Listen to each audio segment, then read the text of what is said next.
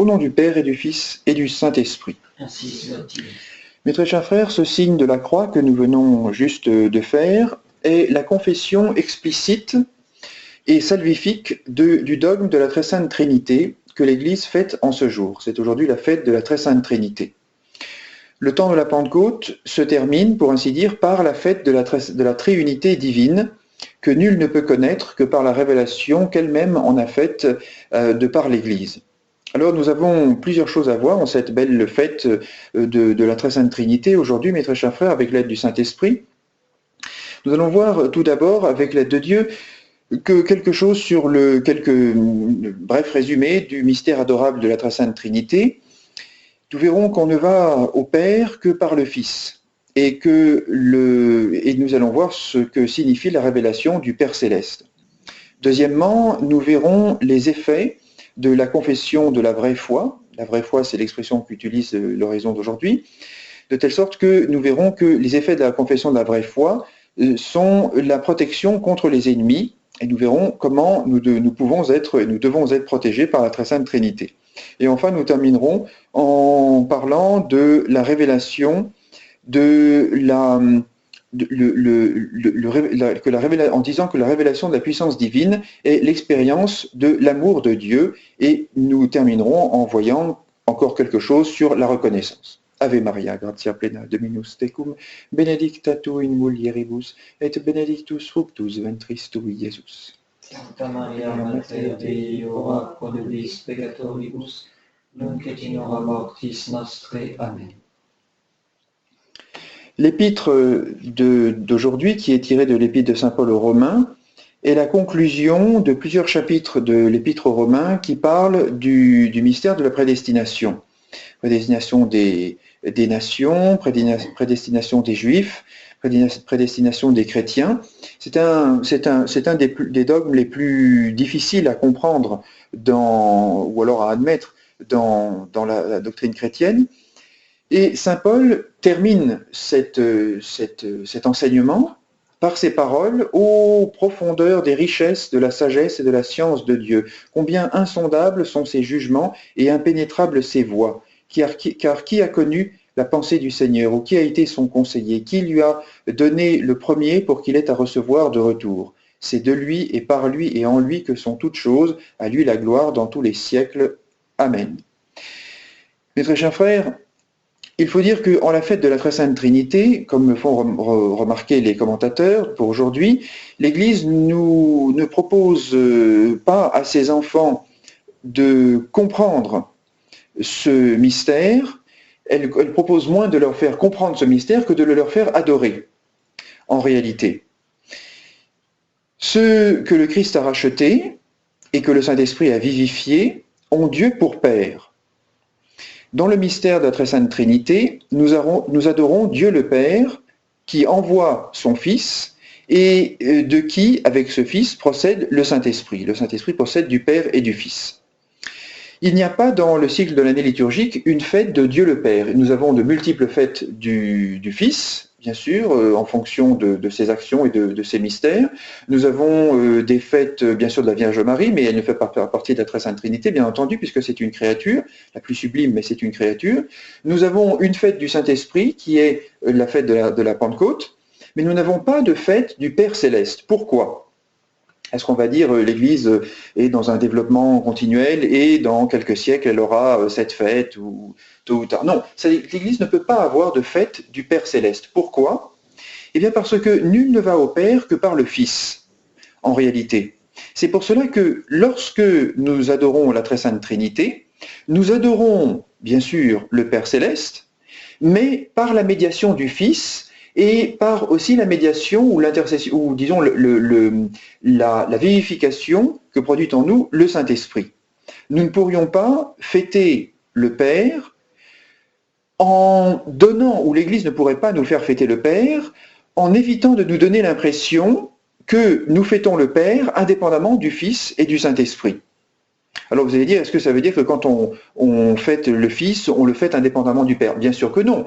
Qui dit le Fils dit nécessairement un Père. Un Fils n'existe pas dans l'absolu. Le Fils doit nécessairement avoir un Père. Qui dit Fils dit Père. Qui dit Saint-Esprit de qui? du Père et du Fils, bien sûr. Mais si nous fêtions le Père tout seul, nous pourrions nous imaginer que le Père étant le fons deitatis, le principe même, il est celui, quand on énumère les trois personnes de la Très Sainte Trinité par lequel on commence, on dit au nom du Père et du Fils et du Saint-Esprit. Si nous fêtions le Père, nous pourrions nous imaginer que le Père a, par exemple, des fils. C'est vrai, vous allez dire, si un fils présuppose un père présuppose des fils. Mais nous pourrions penser que Dieu est le Père de tous les hommes, que Dieu est le Père de toutes les créatures, donc il serait le Père des hommes, des animaux, que sais-je, et pourquoi pas aussi des plantes et des pierres.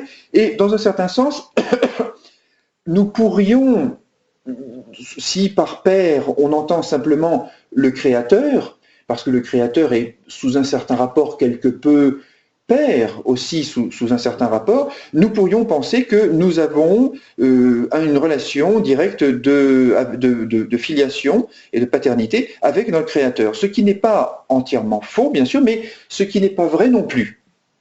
Ce n'est pas entièrement faux parce que c'est vrai que le Créateur est sous un certain rapport, peut-être sous un certain rapport et sous un sens très général, appelé Père, encore que ce n'est pas évident pour tout le monde, et peut-être même qu'il ne serait pas très correct d'appeler le Créateur, simplement le Créateur Père, puisque par exemple les musulmans, qui reconnaissent que Dieu a créé tout l'univers comme nous, ne l'appellent absolument pas Père. Donc ils ne voient pas pourquoi ils appelleraient Dieu dans qui ils reconnaissent le Créateur, et ils font bien, ils ne voient pas pourquoi ils l'appelleraient Père, et d'ailleurs ils ne veulent pas l'appeler Père, pour diverses raisons qui ne nous intéressent pas, mais donc le Créateur, voyez-vous, n'est pas forcément le Père de ses créatures. Or, Dieu est notre Père. Donc, nous ne pouvons pas, l'Église ne peut pas nous faire fêter le Père indépendamment du Fils. Pourquoi ? Parce qu'il n'y a qu'un seul Fils du Père éternel, et c'est notre Seigneur Jésus-Christ, bien sûr, dans lequel nous sommes les enfants de Dieu, et si j'ose dire, les fils de Dieu. Il n'y a qu'un seul Fils, dit un auteur, et c'est ce Fils-là que nous devons devenir, par le baptême, par la sanctification, par la justification, bien entendu. Donc, vous voyez, l'Église ne nous fera jamais fêter le Père, parce que le Père ne s'atteint pas aussi facilement qu'on peut l'imaginer.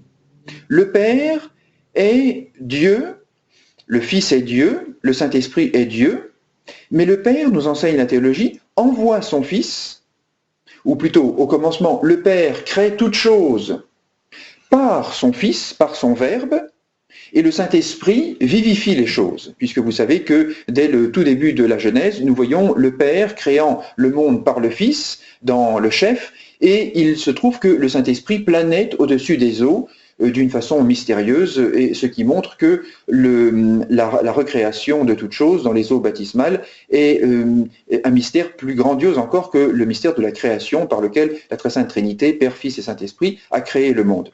Donc le Père crée toute chose par son Fils. Nous connaissons l'histoire, l'homme est placé le 6e jour dans le paradis terrestre, il prévarique, il chute, et Dieu se trouve dans l'obligation, en quelque sorte, même s'il l'avait prévu, de racheter cet homme, de sauver cet homme. Or, Dieu ne va pas simplement pardonner à cet homme et lui donner une deuxième chance, Dieu va lui pardonner, mais dans son Fils. C'est pour cela que les théologiens nous disent que le Père envoie son Fils, et c'est le Fils lui-même qui nous l'a révélé. Lorsqu'il dit à saint Nicodème, Dieu a tant aimé le monde qu'il a donné son Fils unique, afin que quiconque croit en lui ne périsse pas, mais qu'il ait la vie éternelle. Dieu, le Père, envoie son Fils, et lorsque le Fils eut accompli toute l'œuvre de rédemption, c'est-à-dire il est né de la Très Sainte Vierge Marie, il a souffert, il est mort, il est ressuscité, et puis bien sûr il nous a enseigné, il est ressuscité le 3e jour, il a enseigné ses apôtres, il est monté au ciel, où il siège à la droite de Dieu le Père Tout-Puissant. Et le Fils, à son tour, envoie de la part de son Père le Saint-Esprit qui procède du Père et du Fils. Donc vous voyez, d'une certaine manière, nous pouvons dire que s'il est absolument indubitable que par le baptême nous sommes les enfants de Dieu le Père, qui est notre Père, en revanche, cela n'a pas été sans une complexe opération au sein même de la Très Sainte Trinité, de telle sorte que nous ne pouvons pas, sans grande témérité et sans danger en réalité pour nous, nous approcher du Père en oubliant le Fils et en négligeant le Saint-Esprit. Si aujourd'hui, en la fête de la Très Sainte Trinité, effectivement, nous fêtons aussi Dieu le Père, et si l'on peut dire, si vous voulez, primordialement Dieu le Père qui nous a sauvés, qui nous a aimés plus précisément, c'est par l'intermédiaire, la médiation du Fils. Ne l'oublions jamais, mes très chers frères, il n'y a qu'un seul médiateur qui a été donné aux hommes, notre Seigneur Jésus-Christ, par lequel nous puissions accéder au Père. L'accès au Père est impossible à l'homme, depuis la chute, il est impossible à l'homme si ce n'est par le Fils. On ne peut pas donc fêter Dieu le Père sans fêter le Fils, et on ne peut pas fêter le Fils sans fêter le Père, bien entendu, mais on ne peut pas s'approcher du Père si ce n'est explicitement par le Fils. Donc l'Église, pour éviter tout quiproquo et toute erreur de compréhension, n'a jamais institué dans aucune Église, ni d'Orient, ni d'Occident, et bien sûr certainement pas à Rome, l'Église n'a jamais institué de fête de Dieu le Père. Pourquoi? Encore une fois, je le répète, parce que c'est très important, parce que l'on ne va au Père que par le Fils. Nous adorons toujours Dieu le Père parce que la Très Sainte Trinité est indivise, mais nous allons au Père par le Fils. Il n'y a donc pas de fête de Dieu le Père, mes très chers frères, car, comme je viens de le dire, le Père est inaccessible, il est dans une lumière inaccessible et nul ne l'a jamais vu. On ne peut accéder à lui que par le Fils. C'est le Fils lui-même qui le dit, nul ne va au Père que par moi. Son Fils, c'est notre Seigneur Jésus-Christ, qui nous a donné, je viens de le dire, le Saint-Esprit, qui nous est donné le Saint-Esprit comme esprit, dit saint Paul, esprit d'adoption, par lequel nous disons Abba, Pater. Abba, c'est un mot araméen qui signifie papa. Si nous pouvons appeler papa, en tout respect, ce Pater, ce Père qu'est Dieu, ce Dieu terrible et caché, c'est parce que son Fils a été envoyé par lui pour que nous devenions ses enfants, les enfants de Dieu le Père. Adorer le Père, c'est, mes très chers frères, fondamentalement, adorer son amour et sa miséricorde. Vous allez dire, nous pourrions l'adorer aussi en tant que puissance créatrice, en tant que l'être suprême qui nous a créés. C'est vrai, et encore une fois, on voit chez les musulmans, dans cette religion, dans cette fausse religion qui ne connaît pas le Fils, mais il y a des éléments qui sont véridiques. Nous voyons que l'on peut très bien, lorsqu'on est une créature et qu'on ne conçoit pas Dieu comme Père, mais comme Créateur, qu'on peut très bien l'adorer. Les musulmans adorent leur Dieu, bien entendu. Mais ils adorent leur Dieu, mais à aucun moment ce Dieu n'est dit véritablement les aimer, à moins que j'ignore certaines choses, mais enfin, il se trouve que on entend parfois que le prophète, enfin ça c'est un peu une contamination chrétienne, mais que le prophète aime les musulmans, ce qui est assez étonnant parce que, enfin bon, ça on va pas polémiquer, mais disons que, mais est-ce que Dieu aime ses créatures? Oui, sous un certain rapport, mais je vais vous dire, mes très chers frères, aucun Dieu, aucune figure divine ne peut aimer ses créatures, a fortiori ses enfants, comme notre Père Céleste nous aime. Vous savez pourquoi? Parce que si vous adorez simplement votre Créateur, ce qui est déjà pas mal, mais ce n'est certainement pas suffisant, si vous adorez votre Créateur, d'une certaine manière, son amour pour vous est un amour de providence, c'est un amour qui fait pleuvoir sur les bons comme sur les méchants, c'est vrai, c'est notre Seigneur qui le dit, c'est un amour qui, d'une certaine manière, n'est pas un amour autre que un amour de responsabilité. Après tout, Dieu a créé la créature, à moins que la créature se montre vraiment très méchante, pourquoi Dieu n'aurait-il pas quelque chose qui relève de l'amour? Et c'est quelque chose pour sa créature. D'ailleurs, c'est quelque chose qui est dans notre religion, puisqu'il est écrit dans le livre de la sagesse que Dieu ne déteste aucune de ses créatures. Donc, il y a bien un amour naturel de ces créatures par le Créateur. Mais est-ce que la créature doit vraiment louer l'amour de son Créateur? D'une certaine manière, si le Créateur n'a fait que créer la créature, sous un certain rapport, on pourrait dire que la créature doit aimer ce Créateur d'un amour qui est plus une politesse. Je n'existais pas sans lui, il m'a appelé à l'existence, j'ai une certaine politesse, un certain amour de politesse envers lui. Ce n'est pas exclu de notre religion, bien entendu, mais nous sommes très loin de la nature dans notre religion, nous sommes dans la grâce. Notre Père Céleste nous aime, mais il nous aime d'un amour très particulier, qui s'appelle l'amour rédempteur. Vous allez dire, et avant la chute, mes très chers frères, ce sermon est trop court, le temps est trop court, on ne va pas faire un traité de théologie de avant et après la chute. Nous vivons de toute façon de ce côté-ci de la chute, nous sommes des pauvres enfants d'Adam, nous sommes déchus, nous ne faisons face qu'au Dieu terrible qui a été courroucé par nos premiers pères et que nous avons courroucé nous-mêmes par notre péché originel qui nous a contaminés. Mais il se trouve que le Christ qui nous a rachetés et qui nous a fait être baptisés, puisque je m'adresse à des baptisés, nous dit que notre Père nous aime. C'est lui-même qui le dit.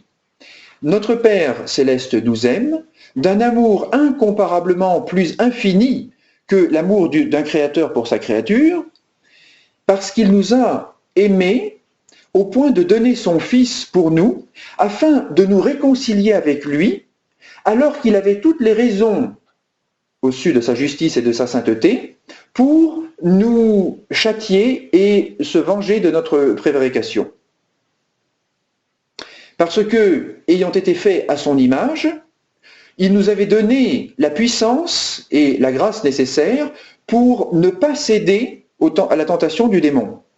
Et il se trouve que le drame du péché de notre premier père, c'est que, contrairement à l'homme qui naît de ce côté-ci de la chute et puis qui tombe dans le péché dès qu'il respire, si l'on peut dire, parce qu'il est trop faible, Adam n'était pas faible, il n'était pas faible du tout. Et s'il a consenti à succomber à la tentation du démon, c'est parce qu'il l'a bien voulu. Ça, c'est une expérience que nous ne pouvons pas faire aujourd'hui, et même lorsque notre volonté est restaurée par la grâce, lorsque nous sommes baptisés, il se trouve que notre volonté reste quand même relativement faible. C'est pour ça qu'elle doit être vivifiée par la grâce du réparateur. Adam avait une volonté suffisamment forte pour résister, par cette force même, aux suggestions du démon. Il ne l'a pas fait. Vous comprenez que Dieu avait des raisons, et avait en toute justice la capacité de s'irriter contre lui et de le châtier d'un châtiment éternel. Il n'a néanmoins pas voulu que la malheureuse descendance d'Adam, ni Adam et Ève eux-mêmes non plus, soit perdue pour l'éternité. C'est pour cela qu'est-ce qu'il a fait? Il a voulu néanmoins, alors qu'il ne devait plus rien à personne, il a voulu néanmoins faire éclater sa miséricorde sur ses créatures, du moins sur certaines de ses créatures, pour ne pas être confondu avec un Dieu qui devait quelque chose à quelqu'un. Il a décidé de faire miséricorde à ses créatures, qu'il a décidé d'aimer d'un amour, et ça c'est très important, dont même Adam, en état d'innocence, n'était pas aimé. Pourtant Dieu l'aimait. Il l'aimait d'une façon très particulière, et beaucoup plus que l'islam peut s'imaginer que le créateur aime ses créatures. Il aimait une créature faite à son image, il aimait comme se reflétant, comme il aimait son image reflétée dans la créature, dans la nature humaine. Il nous aime désormais beaucoup plus qu'il n'aimait notre premier père en état d'innocence. Il nous aime de l'amour dont il aime son Fils. Et c'est un amour tellement infini et tellement puissant qu'il est la troisième personne de la très sainte Trinité. L'amour du Père pour le Fils, c'est le Saint-Esprit, c'est pour cela qu'il est dit que le Saint-Esprit procède du Père, et l'amour du Fils pour le Père, c'est le Saint-Esprit, c'est pour ça qu'il est dit qu'il procède du Père et du Fils. Cet esprit d'adoption que nous avons reçu nous permet d'appeler ce Dieu qui nous a tant aimés, Abba, Pater, notre Père. C'est donc la miséricorde et l'amour de Dieu que nous adorons lorsque nous adorons le Père céleste. Et c'est pour éviter les profanations que l'Église ne nous fait pas adorer dans une fête ou célébrer dans une fête particulière Dieu le Père, le mystère de Dieu le Père. Il faut toujours que le mystère de Dieu le Père soit atteint par le mystère de Dieu le Fils et bien sûr par le Saint-Esprit.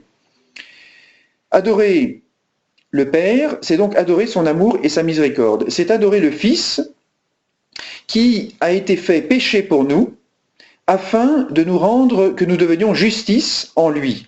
Et c'est adorer le Saint-Esprit qui est le Père des pauvres, Pater Pauperum, comme dit la liturgie, c'est-à-dire Père de ceux auxquels appartiennent le royaume des cieux, car notre Seigneur a dit « Bienheureux les pauvres en esprit, car le royaume des cieux est à eux ». Aimer le Père, adorer le Père, c'est adorer un être infiniment miséricordieux dont l'amour lui a coûté le sacrifice de son Fils.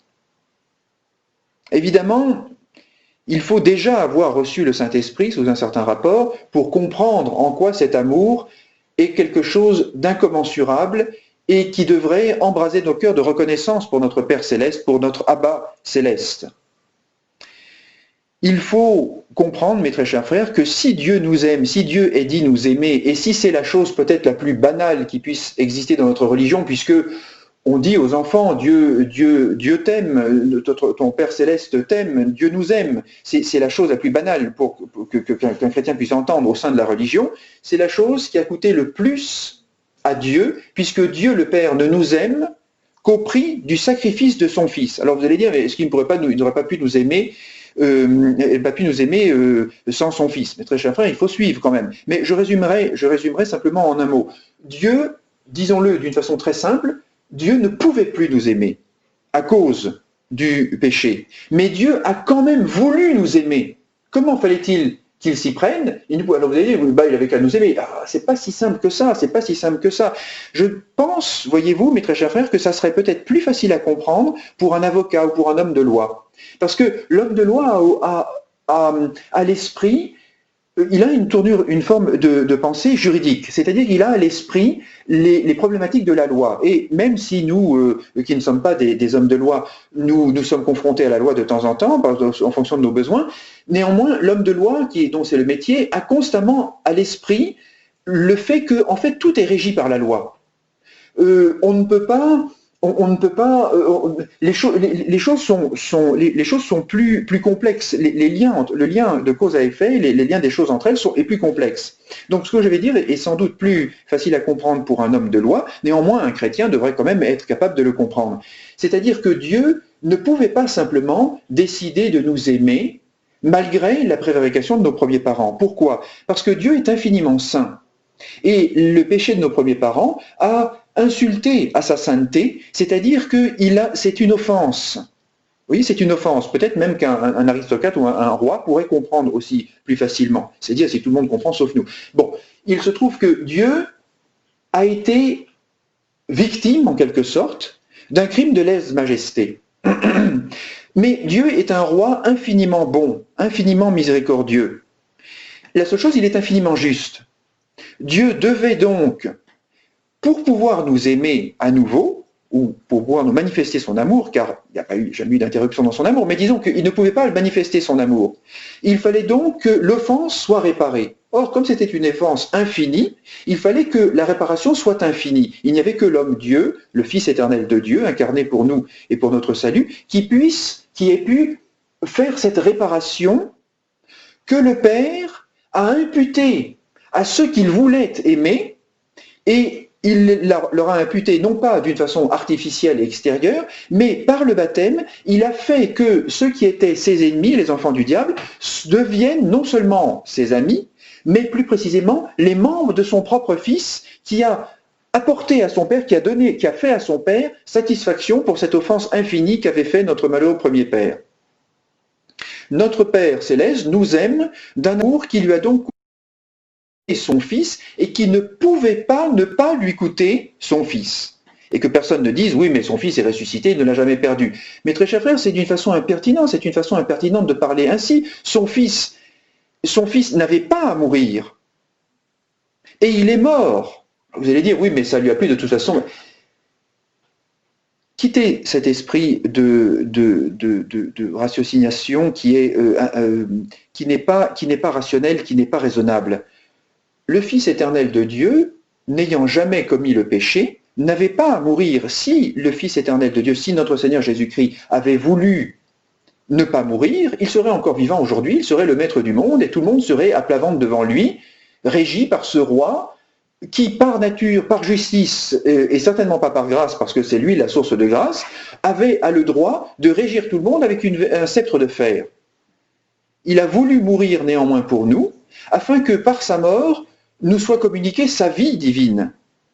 Je vous renvoie à la magnifique préface de l'Ascension, où il est dit que notre Seigneur, en assumant notre nature humaine, nous a rendus participants de sa nature divine. Donc Dieu le Père nous aime d'un amour d'autant plus aimable, si j'ose dire, de notre part, et d'autant plus extraordinaire, d'autant plus merveilleux, que c'est un amour qui lui a coûté quelque chose d'inconcevable au sein même de la très sainte Trinité, c'est-à-dire l'incarnation, la mort et la résurrection de son Fils, qui sont des choses qui n'auraient jamais eu lieu s'il n'y avait pas eu la chute de notre Père, de notre premier Père, et si notre Père Céleste ne nous avait pas aimés, et non pas à partir de la chute ou après la chute, mais dès avant la fondation du monde, ce qui est encore un mystère, ce qui nous fait nous précipiter à genoux et dire avec saint Paul, ô profondeur des richesses, de la sagesse et de la science de Dieu. La connaissance de l'amour du Père envers nous se termine toujours à l'exclamation que nous venons de répéter de saint Paul. Elle se termine toujours par la confession de notre néant, par la confession de notre devoir de reconnaissance, par un amour de gratitude pour le fait que Dieu, qui a donné son Fils, afin que nous ne périssions pas. Il y a quelque chose, bien sûr, qui dépasse les capacités de notre intelligence dans le mystère de l'amour du Père pour les enfants de Dieu que nous sommes. Il y a quelque chose qui dépasse notre intelligence, mais ne nous laissons pas éblouir là où nous devons avoir les yeux bien clairs. Soyons reconnaissants, mes très chers frères. Et c'est l'Église elle-même qui nous enseigne la reconnaissance et qui va nous expliquer comment être reconnaissant. Écoutez un peu l'oraison d'aujourd'hui que nous venons de prononcer. Dieu Tout-Puissant et Éternel, qui, dans la confession de la vraie foi, nous avait donné de reconnaître la gloire de l'éternelle Trinité et d'en adorer l'unité dans la puissance et la majesté, accordez-nous d'être si fermement attachés à cette foi qu'elle soit toujours notre sauvegarde en toute adversité. Par Jésus-Christ, bien sûr. Omnipotens sempiterne Deus. Encore une fois, c'est ce Dieu qui est en amont de tout. Qui dedisti, qui avait donné. Écoutez bien, c'est une oraison assez longue, nous n'allons pas examiner à fond toutes si tant est que ça soit possible, mais tous les mots, simplement quelques mots clés. Qui dedisti, qui avait donné à vos fidèles, nous allons voir exactement ce que ça signifie, qui avait donné à vos fidèles de reconnaître la très sainte Trinité, etc. Qui avait donné, il n'a pas simplement donné comme ça, comme il donne la pluie et le beau temps à n'importe qui. Il nous donne, c'est-à-dire, il nous a donné la grâce d'être membres de l'Église, mes très chers frères. Si nous fêtons la fête de la très sainte Trinité, c'est parce que nous sommes chrétiens par la grâce de Dieu, parce que nous sommes baptisés, parce qu'il nous a été donné d'être rachetés par le Fils et d'être vivifiés par le Saint-Esprit. Qui dedisti, qui nous avait donné, ne prenons jamais ces mots comme ça, comme s'ils allaient de soi. Vous nous avez donné. Dieu ne donne pas à tout le monde également. Il donne ses grâces très générales à tout le monde, ça c'est vrai. C'est pour ça que la quasi-totalité des gens n'y pensent pas, ne pensent pas le remercier. Mais il ne donne au sens propre et absolu du terme qu'à ceux auxquels il donne efficacement sa grâce. Et mes très chers frères, qui sont ces gens? Vous allez dire, mais qui c'est? Qui peut savoir? C'est vous, mes très chers frères. C'est vous, c'est nous tous. Il ne faut pas en douter. Il nous donne sa grâce, il nous a donné sa grâce, dedisti. Il nous a donné sa grâce par le fait que nous soyons baptisés. Alors, il a donné à qui? Dedisti famulis, à vos serviteurs en réalité, mais c'est un mot qui est aimable. Ce n'est pas tout à fait esclave, même si famulus est aussi esclave, mais disons c'est surtout les esclaves familiers de la maison, d'où le mot famulis. C'est-à-dire que nous sommes les serviteurs de Dieu et l'oraison ici utilise notre qualité la plus petite, si l'on peut dire, pour ne pas rajouter de gloire à cette oraison, si j'ose dire, pour éviter de dire que nous sommes les enfants de Dieu. Si nous sommes les serviteurs de Dieu, a fortiori, nous sommes les enfants de Dieu. Vous voyez, si nous sommes les enfants de Dieu, nous devons être les serviteurs de Dieu. Or, comme nous aimons notre Père d'un amour vraiment filial, et qu'il est évident que nous sommes les fils de notre Père, alors l'Église nous appelle les serviteurs de Dieu. Vous voyez, cette logique, c'est merveilleux. C'est quelque chose qui nous fait, si nous pouvions avoir vraiment l'esprit des oraisons de l'Église, nous ferions des pas de géant dans notre vie chrétienne, mes très chers frères, croyez-le moi. Donc, Dieu Tout-Puissant qui avait donné, donc au sens absolu, à vos serviteurs, c'est-à-dire nous, vos enfants, deux choses, agnoscere et adorare. Par quoi? Par la confession de la vraie foi, qui avait donné, par la confession de la vraie foi, de reconnaître et d'adorer. Nous allons voir ça brièvement, rapidement. Par la confession de la vraie foi. Confessionner tout d'abord. Parce que la foi sans les œuvres est morte. Alors vous allez dire, mais qu'est-ce que ça vient faire là-dedans? Mais justement, si nous confessons la vraie foi, c'est que nous en avons les œuvres. C'est-à-dire, est-ce qu'on ne pourrait pas confesser la vraie foi sans en avoir les œuvres? On pourrait croire confesser la vraie foi sans en avoir les œuvres. Mais vous voyez, mes très chers frères, je ne jette pas la pierre à qui que ce soit, mais écoutez ceux qui sont les chrétiens fiers de l'être, les chrétiens qui sont en même temps des chrétiens complètement sociologiques, qui n'ont strictement rien de pratiquant, ou si peu, mais des chrétiens qui, pour rien au monde, ne renonceraient à la gloire d'être chrétiens. Vous allez dire, c'est pas mal, Deo gratias, mais écoutons-les parler. Qu'est-ce qu'ils vont dire? Très rapidement, ils vont dire des hérésies. Ils vont dire, nous sommes chrétiens, pourquoi? Parce que le christianisme, c'est vraiment, c'est le summum de la pensée gréco-romaine. Oui, je ne vois strictement aucun rapport avec notre religion. On va vous dire, le christianisme, qu'est-ce que c'est? C'est l'universalisation de la religion, contrairement à certaines religions qui sont nationalisto-tribales, etc. Oui, alors ça veut dire que vous n'avez strictement rien compris à la religion chrétienne. Ils vont vous dire, le christianisme, c'est, comme disaient certains personnages politiques d'extrême droite aux Pays-Bas il y a quelques années, le christianisme, c'est le libéralisme. Il n'y a pas de Bill Gates musulman, etc. Je pense que cette confession du christianisme, on ne peut pas lui reprocher de ne pas être enthousiaste pour le christianisme. La seule chose, pour être vraiment enthousiaste pour le christianisme, il faut connaître le christianisme. Sinon, on est enthousiaste pour un fantôme, on est enthousiaste pour une illusion. Mes très chers frères, nous qui confessons la vraie foi, on ne peut confesser la vraie foi qu'en ayant les œuvres. Vous voyez, vous allez dire, il y a des gens qui sont hérétiques et qui ont les œuvres. Ce ne sont pas des vraies œuvres, ce sont des apparences d'œuvres, ou ce sont des œuvres, en tout cas, qui ne sont pas vivifiées par la charité, si tant est que ce soit vraiment des œuvres. Nous devons avoir les œuvres de la vraie foi qui est la nôtre, parce que, mes très chers frères, je crois et je professe que nous avons la vraie foi catholique, qui est la foi de nos pères, la foi que l'Église a toujours crue. Nous avons la vraie foi, alors empressons-nous d'en avoir les œuvres, de peur que le fait d'avoir la vraie foi, mais qui ne passe pas par une confession réelle et concrète de cette foi, par les œuvres, des œuvres qui plaisent à Dieu, qui sont faites par la charité, ne se tourne finalement très rapidement à notre confusion, parce que ça deviendrait une confession de gloire en quelque chose qui n'a rien à voir avec le christianisme. Vous voyez? Donc, par la confession, c'est pas simplement une confession de bouche, mais c'est une confession par les œuvres. De quoi donc? De la vraie foi, vere fidei. Quelle belle expression. La vraie foi, qu'est-ce que c'est? C'est la foi, c'est une foi qui n'est pas humaine, ce n'est pas une foi qui est simplement rationnelle, si l'on peut dire, même si notre foi n'est pas irrationnelle, mais c'est l'adhésion totale à l'enseignement de l'Église. Pas une Église plus ou moins fantasmée qui devient l'instrument ou l'alibi de ma propre infaillibilité. L'Église nous enseigne un certain nombre de dogmes, et ces dogmes constituent le fond rationnel, si l'on peut dire, auquel nous devons adhérer par toutes les puissances de notre raison, de la foi. Et cette foi, lorsque nous y adhérons, s'avère beaucoup plus que simplement un corpus doctrinal. C'est une puissance de Dieu qui nous conduit à, je l'ai dit, agnoschérer, premièrement, reconnaître.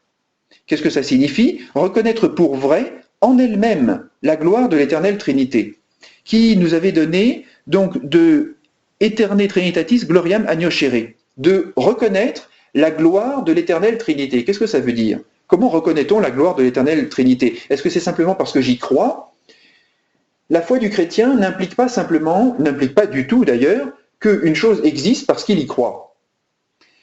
La foi du chrétien implique, et c'est pour cela que la foi du chrétien continue à accuser et à condamner le chrétien apostat. La foi du chrétien consiste à affirmer comme existantes en elles-mêmes, étant en elles-mêmes, des choses qui, lorsqu'elles sont professées de la bonne manière, peuvent nous être salvifiques. Et ces choses, qu'est-ce que c'est, si j'ose dire ces choses, c'est, par exemple, l'existence de la Très Sainte Trinité. Quand je dis existence, c'est un mot faible. La Très Sainte Trinité existe majestueusement et glorieusement, indépendamment et en dehors de nous-mêmes. Ce n'est pas parce que je ne croirais plus à la Très Sainte Trinité que la Très Sainte Trinité cesserait d'exister. Donc, la confession de la vraie foi nous donne de reconnaître la gloire de l'éternelle Trinité. C'est comme, en réalité, comme nos pères sur le mont Garizim et le mont Ebal, c'est comme une confession, une confession contre nous-mêmes. Puisque nous avons été baptisés, puisque nous avons été rachetés par le sang du Christ, puisque nous avons été vivifiés par le Saint-Esprit, puisque Dieu nous a donné, à nous, ses serviteurs, la vraie foi, alors nous confessons pour l'éternité la réalité intrinsèque, si j'ose dire, de la très sainte Trinité. Malheur à nous si nous cessons d'y croire, parce que nous ne cesserions pas de la faire exister, mais elle nous condamnerait. Alors vous allez dire, mais c'est terrible. Mais non, c'est pas terrible, c'est terrible. Oui, mais c'est terrible, si je n'y crois plus, je vais être condamné par la très sainte Trinité. Mais pourquoi ne plus y croire? Enfin, vous avez des questions, des réflexions, c'est extraordinaire, pourquoi ne pas y croire? Elle nous a tellement aimés que le Père, le Fils et le Saint-Esprit se sont ligués, si j'ose dire, pour notre salut. Pourquoi est-ce que vous voudriez ne plus croire à la très sainte Trinité? Pourquoi est-ce que vous voudriez abandonner ce Dieu qui nous a tant aimés et d'un amour infiniment plus vaste et plus puissant et plus coûteux, si j'ose dire, qu'un amour simplement de créateur, comme nous l'avons dit? Donc, la très sainte Trinité, Dieu nous a donné de croire en la réalité de la majesté de la très sainte Trinité, de reconnaître cette majesté, et ensuite de l'adorer. Et in potentia maestatis adorare unitatem, et d'en adorer l'unité dans la puissance de sa majesté.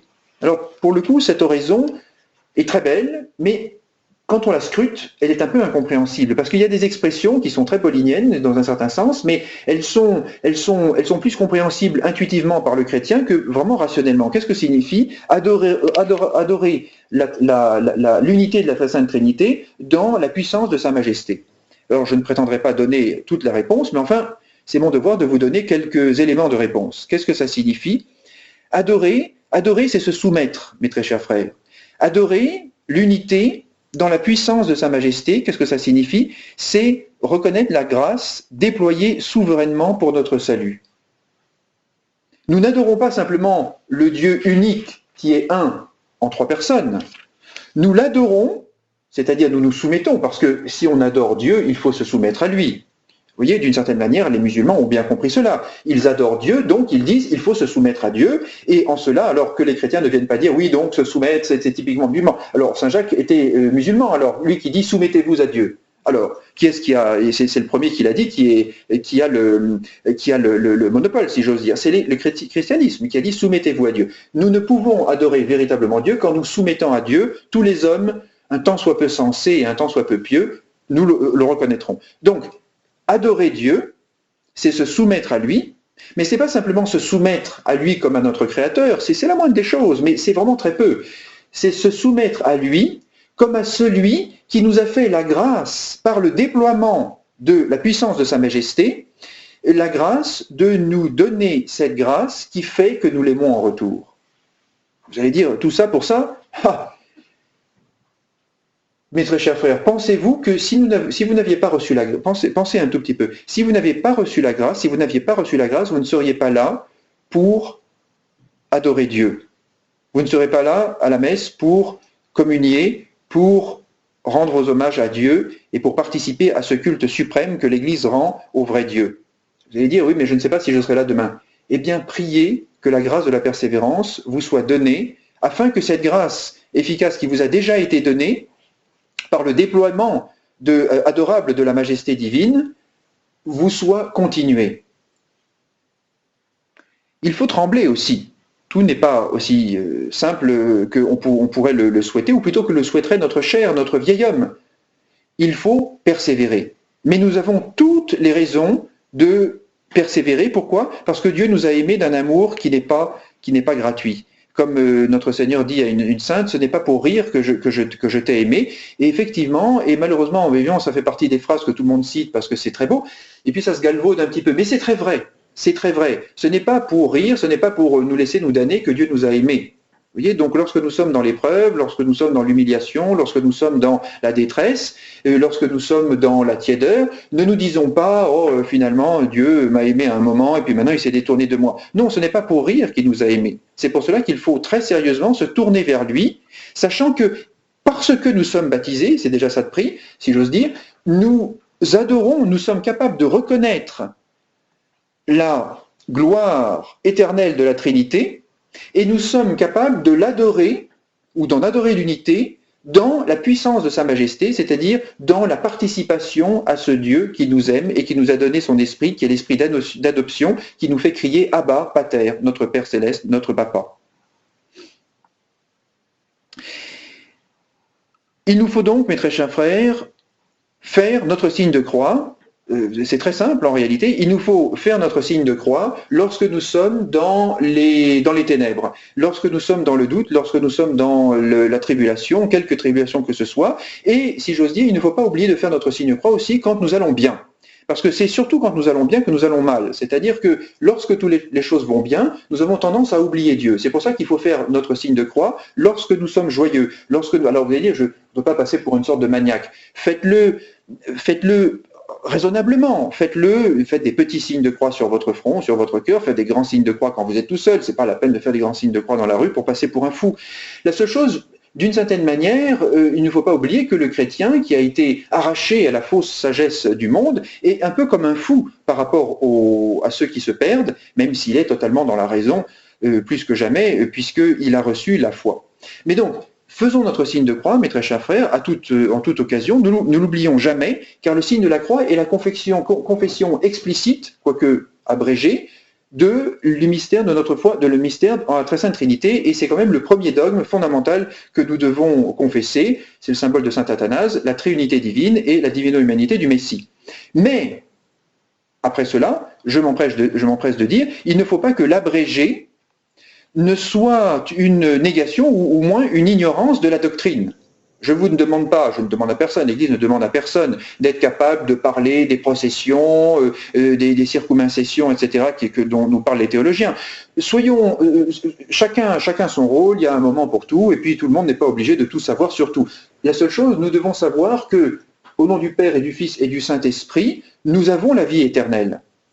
Donc, qu'est-ce que ça signifie? Nous l'avons dit. Plusieurs choses que nous ne devons pas ignorer. Nous l'avons dit, la réalité de la très sainte Trinité en dehors de nous-mêmes. Nous n'y reviendrons plus, c'est une chose dont nous avons déjà parlé. Ensuite, nous devons connaître la puissance de la très sainte Trinité qui se communique à ceux qui croient. Et c'est les promesses que Dieu a faites à ses enfants. Lorsque Dieu dit « Je ne vous abandonnerai jamais », lorsque le Christ, à la fin de l'évangile d'aujourd'hui, dit « Je serai avec vous, je suis avec vous tous les jours jusqu'à la consommation des siècles », nous devons le croire. Nous ne devons pas nous dire « il me semble que le Christ nous abandonne, il me semble qu'il abandonne l'Église, il semble qu'il m'abandonne moi-même parce que je ne ressens plus rien, etc. » Nous devons nous accrocher aux promesses que Dieu a faites, à qui? Aux hommes? Non, à ses enfants, à ses famoulis, à ses serviteurs, ses petits serviteurs, à ses enfants chéris. Dieu nous a fait des promesses et donc il nous faut croire et nous souvenir qu'en faisant le signe de la très sainte Trinité, c'est-à-dire le signe de la croix, nous devenons participants des promesses que Dieu a faites à son peuple et du peuple dont nous sommes.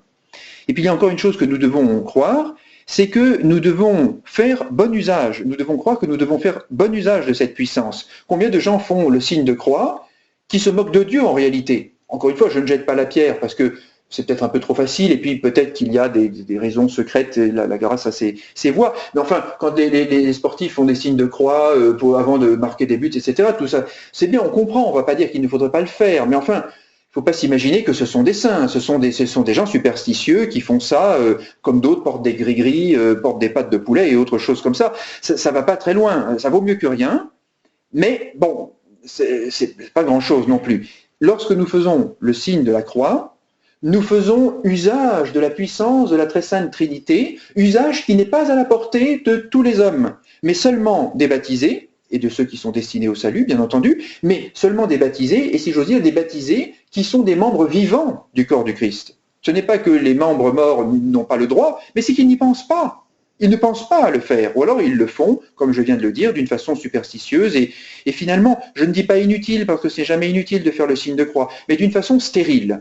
Et saint Paul nous dit, veillez à ne pas recevoir la grâce de Dieu en vain. Lorsque je fais mon signe de croix et que je ne vis pas d'une vie chrétienne, je reçois la grâce de Dieu en vain. Car il y a une grâce qui est attachée à n'importe quel signe de croix, mais elle peut être aussi reçue en vain, et c'est ce qu'il ne faut pas. mes très chers frères. Il ne le faut pas. Il ne le faut pas. Donc, vous voyez, nous avons les promesses de Dieu, nous avons la certitude que la Très Sainte Trinité est. Nous avons les promesses que Dieu a faites à ses enfants parce que nous sommes ses enfants. Et nous avons aussi une possibilité d'user de cette puissance parce que, afin que nous puissions être protégés. Et c'est ce que nous fait demander la fin de l'oraison. Quesumus, nous vous en prions, s'il vous plaît, ut eiusem fidei firmitate, etc. Accordez-nous, nous en prions, d'être si fermement attachés à cette foi qu'elle soit toujours notre sauvegarde en toute adversité. Ut eiusem fidei firmitate, c'est tellement... le texte en latin est encore plus parlant, si j'ose dire. Ut eiusem fidei firmitate, afin que, par la fermeté de cette même foi, vous voyez, fermeté, c'est nous qui croyons fermement en la Très Sainte Trinité, mais en même temps, c'est la Très Sainte Trinité qui, par sa grâce efficace, nous donne d'y croire fermement. Firmitate, par la fermeté. C'est une foi inébranlable, c'est une foi véritable, c'est la foi de nos pères. C'est pour cela qu'il est dit dans le verset léviatique, « Soyez bénis, Seigneur Dieu de nos pères, vous êtes dignes de louange à jamais. » Nos pères ont toujours cru en la Très Sainte Trinité, c'est un fait. Et nous y croyons fermement, afin que, par elle, par cette ferme foi, nous puissions toujours, Muniamour, être protégés contre omnibus adversis, contre toute adversité, mais c'est peu en français, c'est peu, contre tout ce qui nous serait contraire. Et tout ce qui nous serait contraire, qu'est-ce que c'est? C'est le diable, bien entendu, il ne faut pas l'oublier, il a quand même une certaine puissance et il rôde autour de nous comme un lion rugissant, cherchant qui dévorer. C'est la chair, c'est le monde, bien sûr, c'est le monde qui, avec toutes ses tentations, pas besoin de faire un dessin pour comprendre, et c'est aussi la chair, c'est-à-dire le vieil homme, le moi.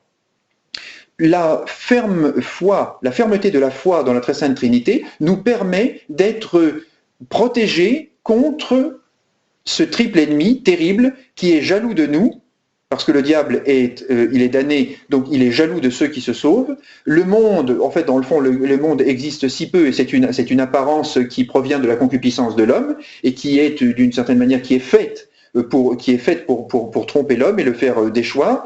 Et le moi, sachant qu'il a été, comme dit un auteur, qu'il a été noyé dans l'eau baptismale et qu'il est au fond de la cuve baptismale, des fonds baptismaux, d'une certaine manière, il cherche à se venger. Il cherche à se venger de l'homme nouveau que nous sommes. Ce n'est pas simplement le Christ, c'est nous-mêmes aussi qui sommes l'homme nouveau. Être protégé. Un dernier mot sur le mot qu'utilise l'oraison, Muniamour. Qu'est-ce que ça signifie, Muniamour? Ça signifie que nous soyons protégés comme dans une tour, que nous soyons comme dans une forteresse. Mes très chers frères, la foi en la Trinité divine nous oblige à nous cacher dans cette forteresse, à nous réfugier dans cette forteresse dans laquelle nous savons que nous sommes hors d'atteinte du triple ennemi de notre vie éternelle.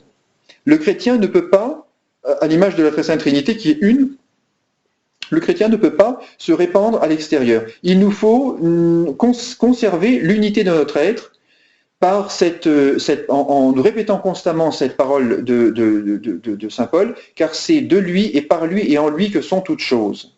Il y aurait bien des choses à dire sur cette façon de chercher Dieu en toutes choses. Dans l'Évangile, il est dit « Toute puissance m'a été donnée », c'est le Christ qui parle, « Toute puissance m'a été donnée dans le ciel et sur la terre ». Le baptême est l'agrégation à la puissance du Christ. C'est pour ça qu'il doit être administré dans l'Église ou par délégation. Mais il faut arrêter de dire que le baptême certes peut être donné théoriquement par n'importe qui, mais la théorie c'est une chose.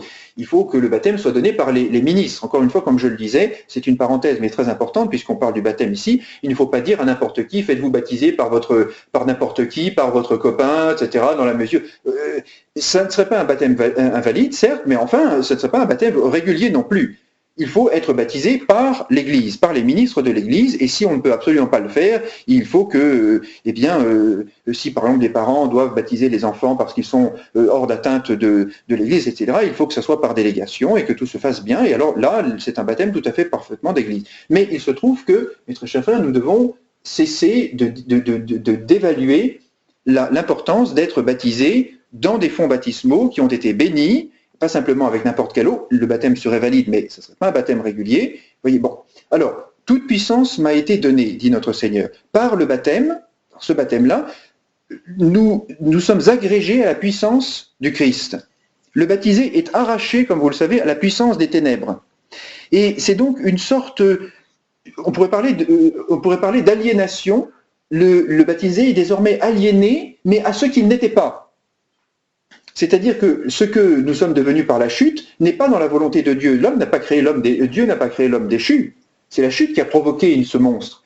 Dieu nous veut d'une certaine manière, et lorsqu'il nous donne sa grâce et que nous redevenons ce qu'il veut, ou que nous redevenons ce qu'il veut que nous soyons, nous ne sommes plus du tout ce que nous n'étions pas, ce que nous étions, et ce que nous étions et que nous ne sommes plus n'est même pas vraiment ce que nous sommes, ou ce que nous avons jamais été.